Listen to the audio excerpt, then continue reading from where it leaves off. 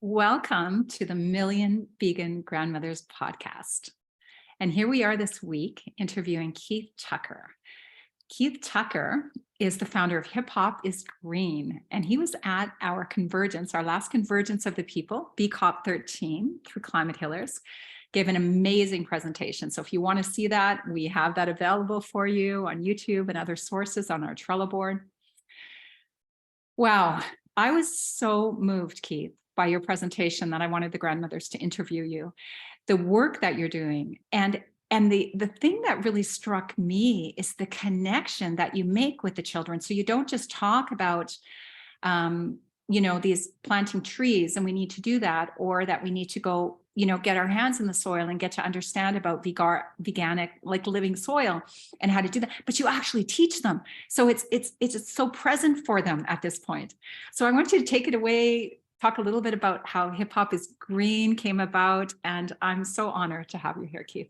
Thank you so much. I really appreciate being here, and really fortunate to have come on the show last week, and it was really a good time. Yeah, so I used to actually be a radio host myself. I had the Keith Tucker Show on 11:50 a.m. KKNW for a couple of years, and my show was really about teaching people about hip hop culture as opposed to what rap music is. A lot of people think that hip hop is rap music, but hip hop is a culture that has different elements involved in the culture of hip hop. So that was what my show, the Keith Tucker Show, was about. So I did series. I did my first series was like I think it was 16 weeks, and it was a show called Hip Hop Beyond Rap. And I brought in legends and pioneers that would talk about each element of hip hop culture that they mastered for more than 30 years of working in that area. So it was really cool. But I came up with the really cool concept of interviewing people in hip hop that are vegan. And that I had never heard of people doing that on the radio before. And, I'm Keith Tucker. I like to do things that nobody's done before.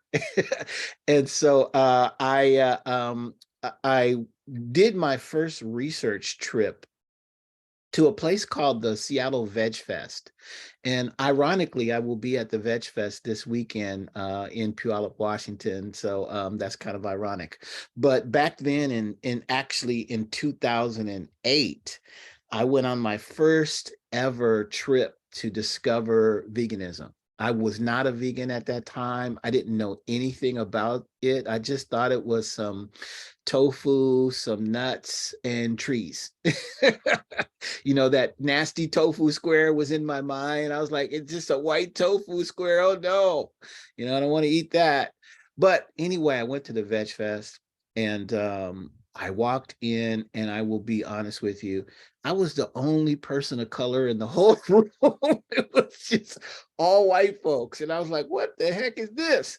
And I was like, there's no young people here either. And I'm like, what is going on? And then I met the guy that produced the event. His name is Stuart Rose.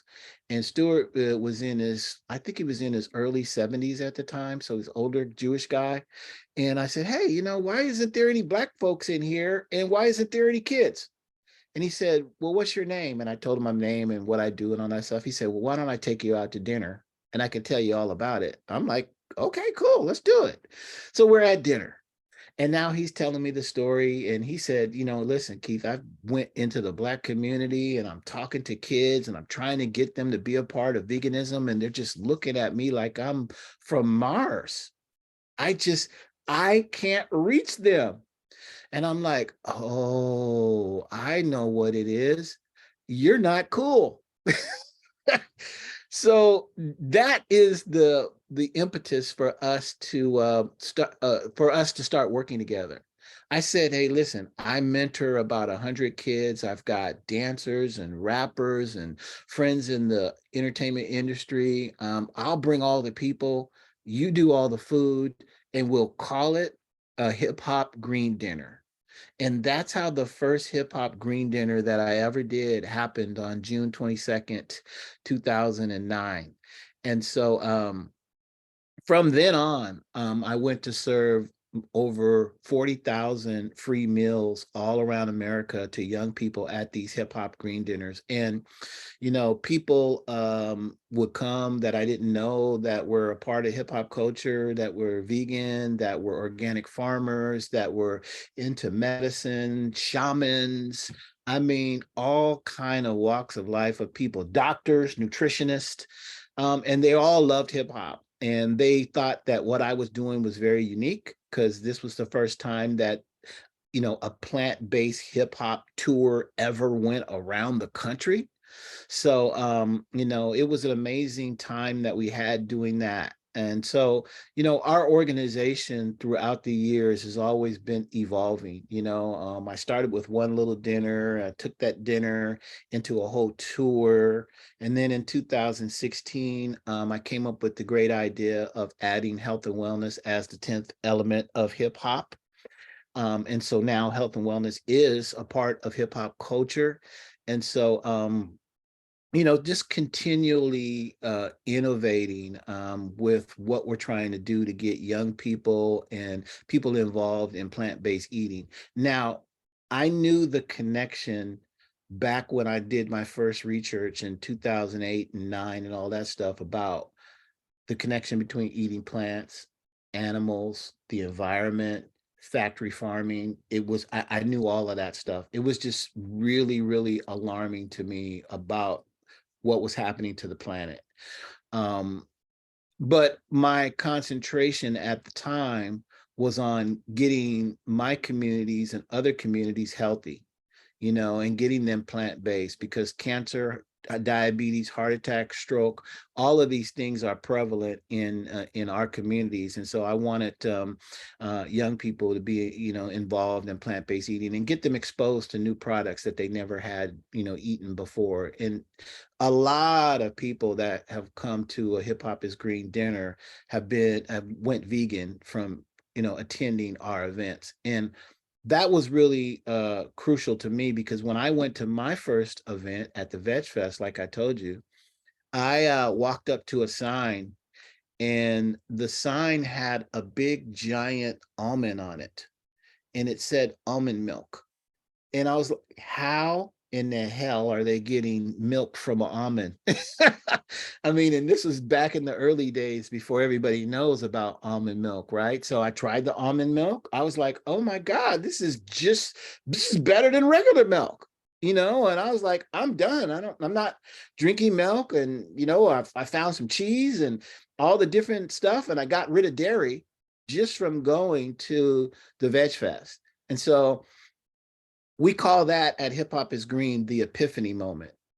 The epiphany moment happens when you suddenly realize something that you never realized before, and it just alters your path in life. And we're trying throughout these years to create that epiphany moment for all the kids that come to our events. That's what we do. And then the pandemic happened, and obviously, I do events and, now we're in quarantine. We can't do events anymore. And I'm at a pivotal point in our organization where I had to make decisions on what direction we were going to go.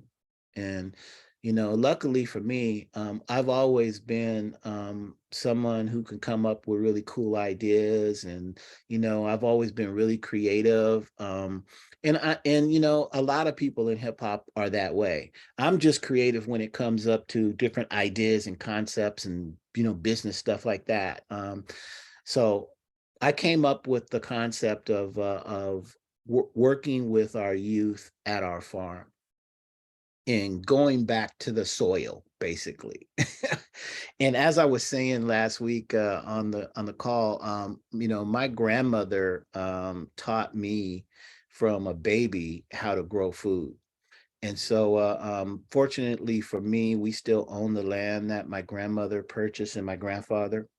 And I turned that into a farm in 2019. And basically what it is On Tuesday, we would take kids and teach them how to cook food in the kitchen, all different plant-based food. And then on Wednesday, we'd take them to the garden, which is called Cherry Street Farm, and we teach them how to grow food. And a lot of them I noticed didn't know how to use farm tools, didn't know, what a hoe was or any of these farm equipment that we had. Some of them have never even put a nail in with a hammer and hammered in a nail.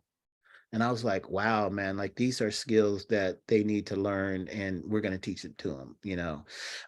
So we did the whole program. It was a small little class, maybe about 15 kids. We did it for the whole summer, and they really enjoyed it. And afterwards, I did a little questionnaire to see, like, hey, what did you like from the program, what you didn't like, and all of that stuff. And I figured that the thing that they would really like would be, in the kitchen cooking all that wonderful food, but they actually liked growing the food better than cooking the food. So I was like, okay.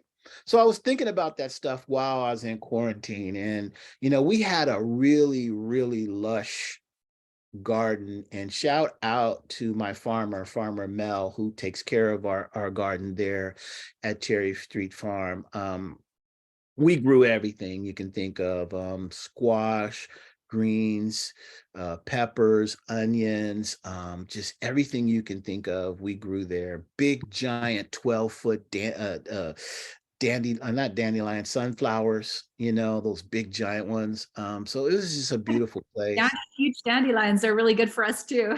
Oh yeah, yeah, a dandelion. Dandelion tea is wonderful. We used to make that at our events. So yeah, people don't know that's a medicinal thing, dandelions. Well, Yeah, in Canada, when it's the very first green that comes up in the spring, so the dandelions, and that's all I eat for my greens during when the grizzly bears come out of hibernation before the berries are available. The fields of dandelions are just cleared because they're healing their sluggish liver over the winter. And yeah, I do the same. So yeah, thank you. So there's all this forage stuff. You're the super cool person that they can relate to, and yeah, they're happy to grow the food because it's empowering. I mean, maybe some of these children didn't have a lot of food growing up, and they're like, dang, I can grow my own food. yeah. I You, don't have you to know what, be reliant on anyone. That's huge. yeah, you know what it is we're cut off from nature. That's what it is. This generation of kids, and I won't say all, but a lot of them are cut off from nature. And we need to get them back into nature and get their hands in the dirt. And it's calming, it's good for your mind. It's just a relaxing, wonderful time to be out in nature and to be able to accomplish something working hard, in the garden, because you can get a good workout working in the garden too, pulling weeds, all that stuff. So, it was just a regular garden that we had. I mean, we didn't have that much space. The plot of land that we have is right in the middle of Seattle in the central area. And it's an urban area, so we don't have that much space, but we made use of it as much as we could. But when we were in quarantine, I really wanted to revitalize and refresh and renew what we were doing then and come up with a concept where we could create a curriculum and create a spot that was used effectively and in an innovative way. So I had been studying all different kind of modalities of growing food, whether it's aquaponics or, there's these socks that you can grow food in if you don't have access to really good soil. You can grow it in these soil socks. There's hydroponics. Go ahead. Hemp bags. I travel with a hemp bag, and I sprout all my greens in my hemp bag. I just have to find rinse them twice a day. There And I you have go. a great big bag of green and they're just like little, really simple hemp bags. And hemp is so organic and natural. So yeah. Yeah. Yeah, we're doing some of that too, actually, at Cherry Street Farm, just to show the different ways that you can grow food. So it's basically Cherry Street Farm in lab. And so, when I was coming up with the concept, I stumbled upon hydroponic growing, and it's called Freight Farm. So it's a big 40-foot container that I can grow 2.5 acres of food in. And I can grow 500 different varieties of plants and herbs and all of that stuff. Like we can teach kids science, technology, engineering, and math in the lab. So that was the direction that I chose to go. And also, we're building a kitchen right next to the lab too. So you've got the kitchen there, and again, it came from that small little program that we did where we taught kids how to cook on Tuesdays and we took them on Wednesdays to the farm. And now we have all of that going on at our farm. We are doing the foundation and all that stuff. It's happening this summer. So the kitchen is starting to be built and it's really cool. Yeah, and we work with kids also too, as you know. Basically, we've developed a curriculum along with what we do at the farm, right? And that curriculum is based on the 14 years that we've been involved in Hip Hop is Green and the things that we have learned from working with kids. And also it comes out of the 10th element of hip hop. And if people want to see what that is, they can go to our website at hiphopisgreen.com and check it out. We have a whole section that talks about the 10th element. But Would the 10th element, go ahead. Yeah, go ahead. Tell us a little bit about the 10th element. Yeah. So hip hop has been around. Actually, it's the 50th anniversary of hip hop culture this year. Hip hop was started in 1973 by a guy named Kool Herc in the Bronx, August 11th. So we know, we have a long history with the culture, but it was just him coming from Jamaica. And basically they took a lot of programs out of the school for music. Um, Young people couldn't go to the discos at the time. They were too young, and most of the discos wouldn't let them in the discos in New York. So they started parties out in the recreation centers and places like that. And it evolved into different elements. The DJ is the first element of hip hop because of Kool Herc. And Kool Herc took his microphone and told somebody that can talk really good, go out in front of my equipment and tell everybody how good of a DJ I am. And that's how the first MC or rapper was created, with that guy that was on that mic. So, and then, it evolved into breakdancing. That's a special thing that only hip hop has, and graffiti is a part of it. So those were the four core elements of hip hop culture for many years, all the way until the 80s. And at that time in the 80s, they added different more elements into the culture. So like I'm telling you now about hip hop culture, and I'm telling you how my grandmother taught me how to farm and things like that. We learn a lot of things outside of the traditional school environment, right? In hip hop we call that street knowledge. Okay, maybe your grandmother's in the kitchen and teaching you a recipe to cook, and you take that recipe and you learn it, and now you do it and you teach it to your kids, right? That's what street knowledge is for hip hop. So that's the fifth element of hip hop culture, street knowledge. And then, like I said, when they took the music out of schools, I think it was Reagan who did that. And we no longer had instruments. People actually made music with their mouths, and it's called beatboxing, right? And I don't know if a lot of people know what that is, but look it up. I'm not a good beatboxer, so don't ask me to beatbox for you. I But love anyway, boxing. I don't do it much, but yes. you've seen it before. So that's the sixth element. And then we added street fashion, street language, and street entrepreneurialism as the to round out the then 9 elements of the hip hop culture. Um, We went into the fashion industry and totally innovated the fashion industry in the 90s with streetwear. And a lot of different designers, like Sean Puffy Combs and other designers came in with high fashion as well too, and went in there and created all brand new fashion lines based off hip hop culture. And there's a lot of people that are in hip hop that went into the film industry and the entertainment industry and did very well there.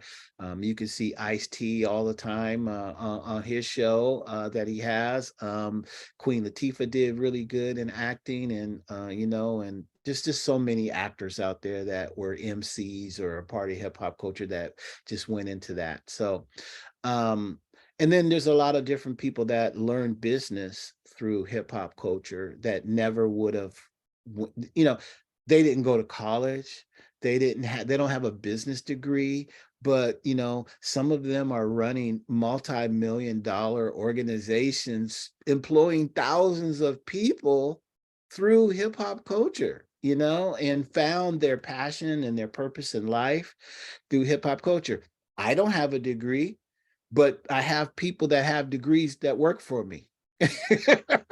So, it was hip hop. Street entrepreneurialism is an amazing thing because when I was a young person in my, you know, teens and early 20s, in America, it was a different time. There was, like, right now, you have on the streets, you have fentanyl and things like that. Kids are overdosing from that stuff. When I was coming up, they had crack, you know, and a lot of people in our communities either went to jail or died or, got murdered, or a lot of different, terrible things were happening in our communities. And if it wasn't for hip hop, I think that number would have doubled or tripled.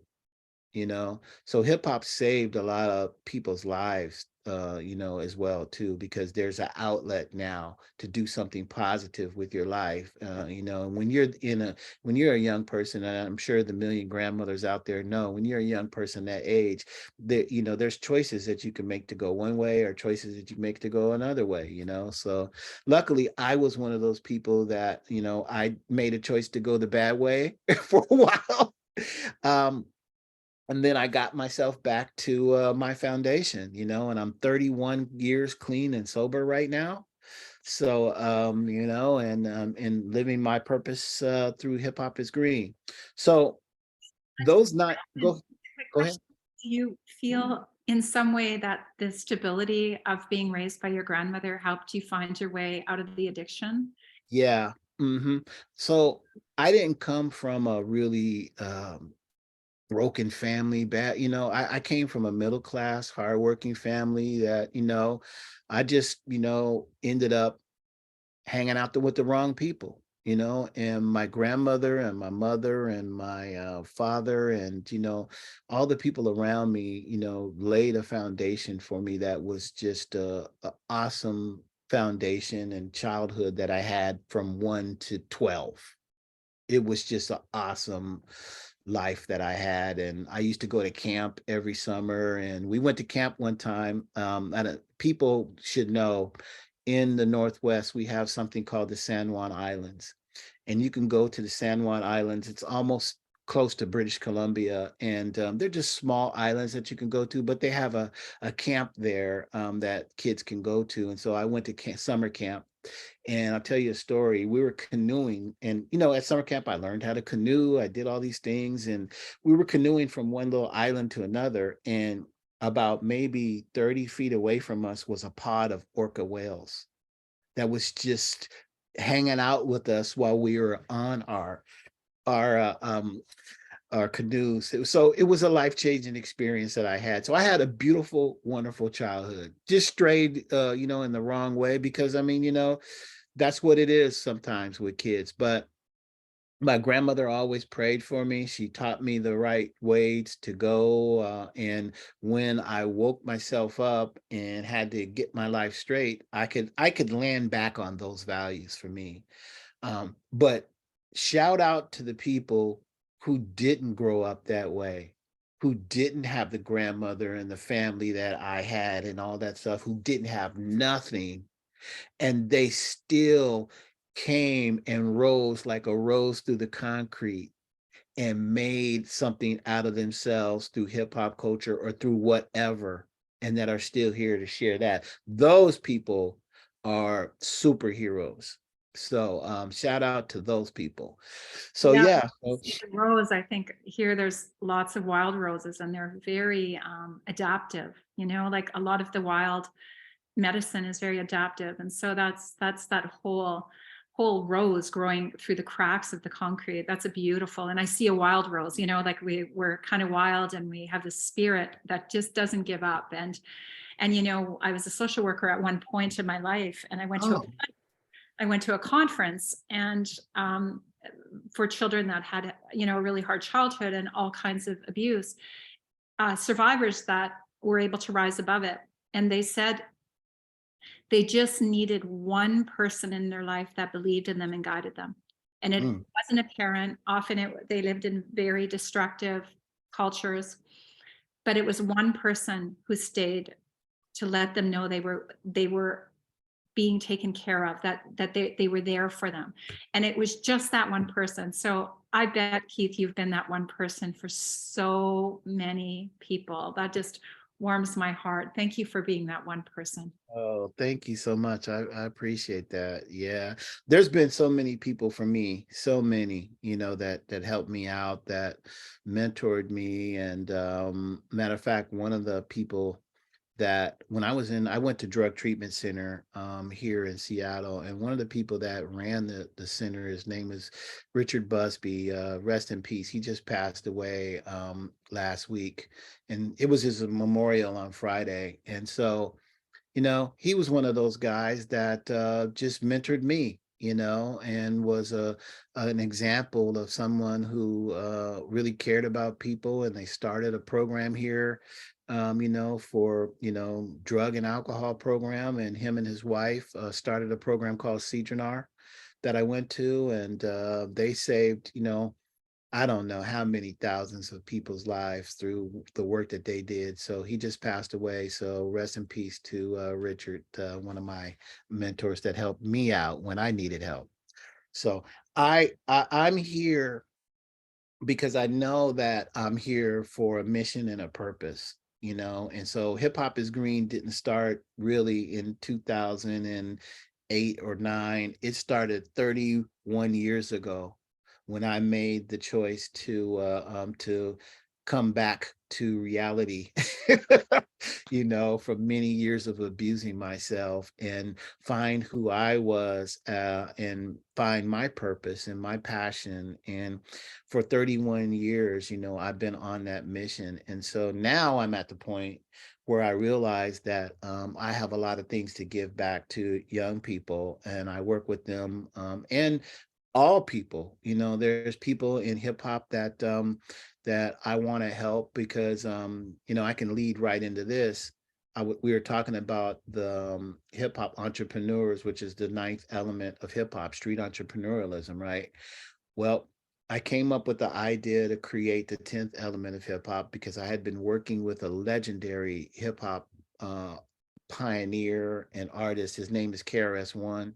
I worked with him for several years, and he mentored me and showed me about hip hop culture. And I took all those teachings, and it dawned on me that hip hop needs health and wellness as part of its culture, an official part. So I wrote the famous open letter to hip hop, and I sent it to all the different legends and pioneers that I had known throughout the years, stating the case of why we need to add health and wellness as a part of hip hop culture. That was in 2015.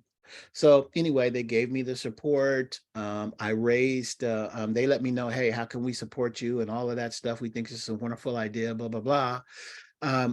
So we had an event at the Schomburg Library in Harlem, right across from our Harlem Hospital in 2016. It's actually April 21st, 2016.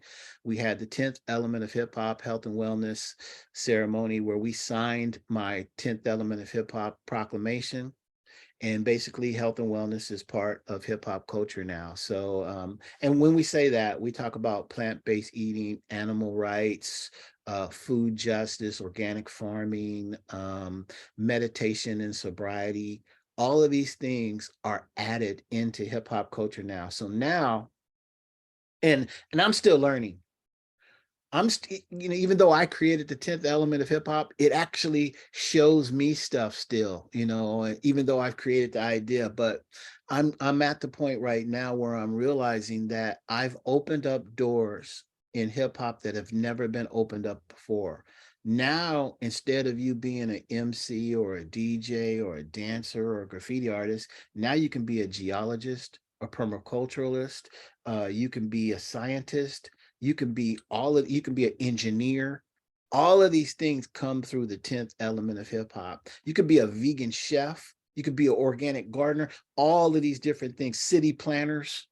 So it's just really opened up a whole array of new opportunities for young people to excel and find their purpose and their passion through hip hop culture. And I'm going to teach it to them because we need to train the next generation of climate change makers and people that have climate change and plant-based eating and living in balance with your environment at their heart of what they do. One of the young people that are a part of our program that just graduated this weekend, he is a 4.0 student in school. He wants to go into politics. They've invited him to Washington, D.C. for a big award ceremony for him.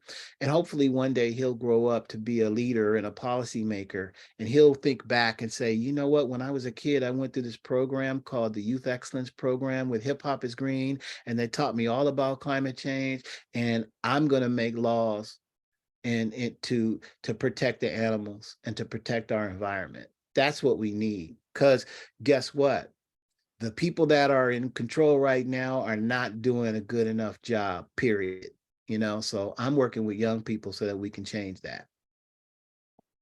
Wow. Thank you, Keith. This has been an amazing, amazing podcast interview with you. And I guess my final question is, okay, well, we have 1 million vegan grandmothers that are coming together and we're part of the Climate Healer organization. And how would the grandmothers be able to support what you're doing? Mhm. So yeah, so we're on a campaign really to get individual donors that donate like 10, $20 a month.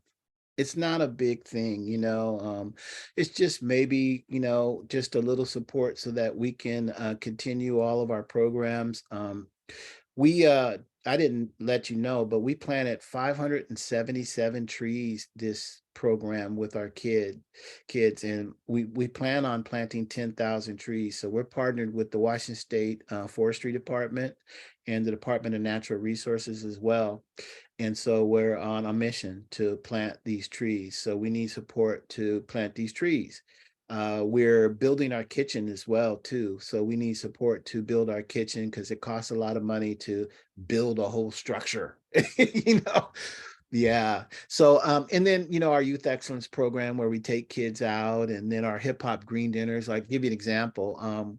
When I started Hip Hop is Green, my first hip hop green dinner cost me $3,000 for everything. I think I got the venue for free, so it was $3,000 for everything other than that.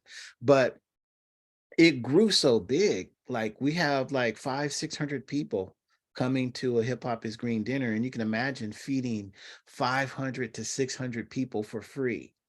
The costs go up. So now to produce one Hip Hop is Green dinner could run me about $15,000 just to produce one Hip Hop is Green dinner. But the results from producing that one green dinner is worth it, because we have kids that come there that get that epiphany moment that I was talking to you about, that change the way that they eat, change the way that they think. And that's the most important thing. And you can't put a price on that. So, yeah. So if you want to donate to us, just come to hiphopisgreen.com. You'll see a donate button and just make a small monthly donation for us. And we would really appreciate that. Thank you, Keith. And how can the grandmothers get involved? How can we work together, the grandmothers? And because, we talk a lot about youth, and I have these amazing grandchildren, um, and I know what a gift we are in each other's lives, my grandchildren, Yeah. and the grandmother wisdom that I bring forth. So how do you see in the future, Hip Hop is Green, and working with the soil and working with different projects with the kids, the grandmothers being there working side by side with the youth? Yeah, you know what? I would love grandmothers to come to our farm. I know that, if we have million grandmothers in Seattle area, I definitely would love for some of them to come to the farm and, help show the kids how to grow food. My grandmother did it for me. But I will tell you though, we do have an initiative. And so Cherry Street Farm is our model here in Seattle that we've created, but we are in different cities. And we want to take this model and move it to different cities, urban areas all around America, so that it could be a hub for the 10th element of hip hop. So people can come in, learn about climate change, learn about plant-based eating, learn how to grow food, all the things that we do at Cherry Street Farm. So that's our thing. So hopefully I'll be able to interact with a lot of, the million grandmothers in different cities when we get to, moving our model around the country. Well, this has been a great podcast. Thank you so much, Keith, for your time and your presence and your never ending ability to bring people together and be so cool, because that's how we bring the young people here, right? Thank you for being cool. Like you said, until Hip Hop is Green took over, we weren't cool enough. And so the grandmothers want to be part of that cool revolution that's able to draw the young people in. So thank you very much. Thank you. We got a lot of hip hop grandmothers and we got a lot of hip hop grandfathers too. So hip hop is 50 years old now. So so That's, it's a natural thing. thank you so very Thank much. you. We'll talk Thank you again. so much. Okay.